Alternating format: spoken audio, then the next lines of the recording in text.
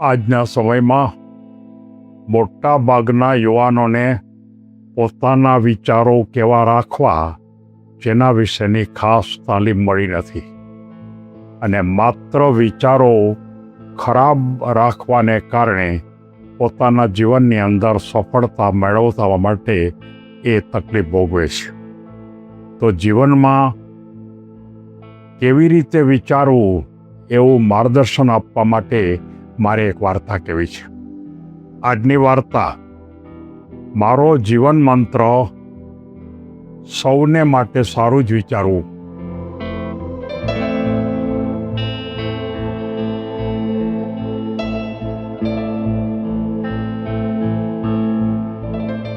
રવિ નામનો એક યુવાન પોતાના એક તાલુકા લેવલ ઉપરના ગામની અંદર સારી રીતે રહેતો હતો. વ્યવસાય પણ સારો કરતો હતો. પોતાનો એ વ્યવસાય બહુ વિકસી ગયેલો પણ હતો, અને એને માત્ર એક જ ટેવ, કાયમ માટે એ હંમેશા દરેક વ્યક્તિ માટે સારું જ વિચારે. કોઈ પણ માણસ ગમે તેટલો ખરાબ હોય, કોઈ પણ માણસે ગમે તેવી ખરાબ વર્તન કર્યું હોય, છતાં પણ એણે સારું જ વિચારવું, એ એક જ પ્રકારનું એને તાલીમ મળેલી. અને એ તાલીમને કારણે કેટલાક એના મિત્રો કહેતા કે ભાઈ રવિ, તું બધા જ માટે જો સારું વિચારીશ તો કેટલાક તારું શોષણ કરશે, કેટલાક તને હેરાન કરશે, કેટલાક છે એ તારા માટે કદાચ ખોટું પણ વિચારતા થઈ જશે. એટલે કે ખરેખર વિચાર જે માણસ હોય એ લેવલનો જ કરવો જોઈએ. ખરાબ માણસ હોય તો એના માટે ખરાબ વિચાર કરવો જોઈએ, અને સારો માણસ હોય તો એને માટે સારા વિચાર કરવા જોઈએ.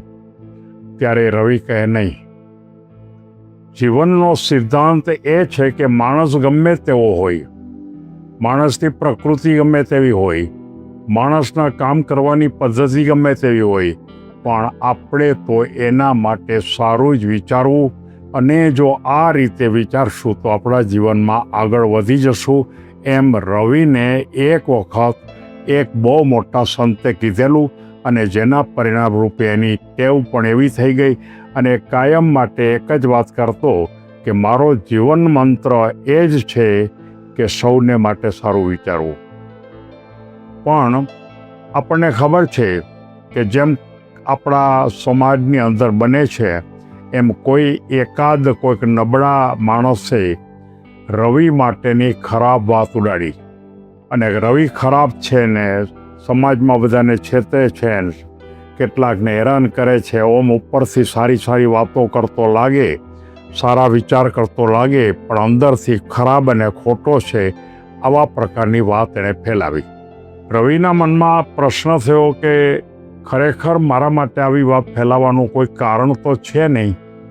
મેં એને માટે તો કોઈ દી ખરાબ વિચાર્યું નથી, મેં એને કોઈ દી ખરાબ કીધો નથી. તો પણ એના મિત્રોએ એમ કીધું કે તું એની સ્પષ્ટતા કર. એ જે તારા માટે ખરાબ વાત કરી છે એ માણસ જ ખરાબ છે.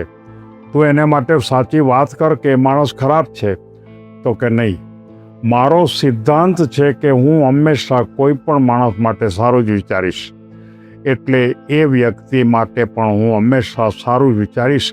કદાચ એને મારા માટે કોઈ ખોટો વિચાર આવ્યો હશે તો એકને એક દિવસ એને સાચી વાતની ખબર પડશે. અને ખરેખર થયું પણ એવું. થોડાક દિવસ બધાના મનમાં રવિ માટે માન ઉતરી ગયું. બધાના મનમાં એમ થયું કે રવિ છે એ ખરેખર એ અંદરથી માનો કે સારું વિચારે છે, પણ હકીકતમાં એ ખરાબ માણસ છે. પણ તેમ છતાં પણ એ રવિએ ક્યારેય એ વ્યક્તિ માટે એક પણ ખરાબ શબ્દ કીધો નહીં. એણે ખોટી વાત કીધી છે એમ પણ ન કીધું. પોતાનો બચાવ કરવાનો પ્રયત્ન પણ ન કર્યો. અને આખરે એ વ્યક્તિને પસ્તાવો થયો. એને એમ થયું કે મારે આ પ્રકારે વાત ન કરવી જોઈએ.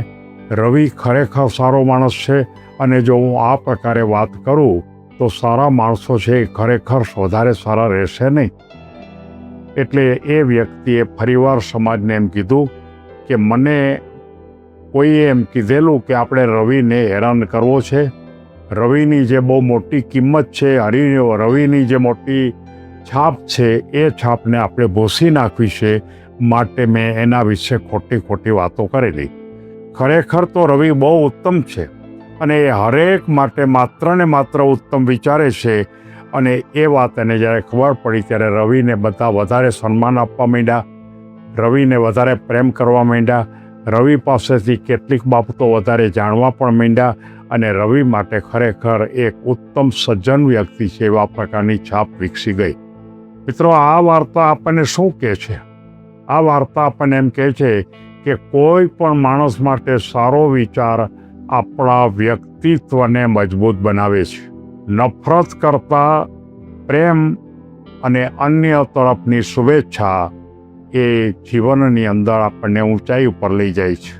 હંમેશા યાદ રાખજો કે સમય જ્યારે જાય છે અને સાચો સમય આવે છે ત્યારે ખરેખર સાચી વાત બહાર આવ્યા સિવાય રહેતી નથી. અને હકારાત્મક વિચારોથી આપણે વધારે સંબંધોને પણ મજબૂત બનાવી શકીએ છીએ. જો તમે એક જ વાત રવિની જેમ વિચારશો કે સૌ માટે સારો વિચાર રાખો, તો એ તમારી તાકાત બનશે, તમારું બળ બનશે, તમારા જીવન જીવવા માટેનું તમારું ઝરણું વહેતું રહેશે. અને હંમેશા યાદ રાખો કે ખરાબ પરિસ્થિતિમાં પણ હંમેશા સારો જ વિચાર કરવો અને સકારાત્મક રહેવું. આપણો વિચાર છે ને એ જ આપણું ભવિષ્ય ઘડે છે.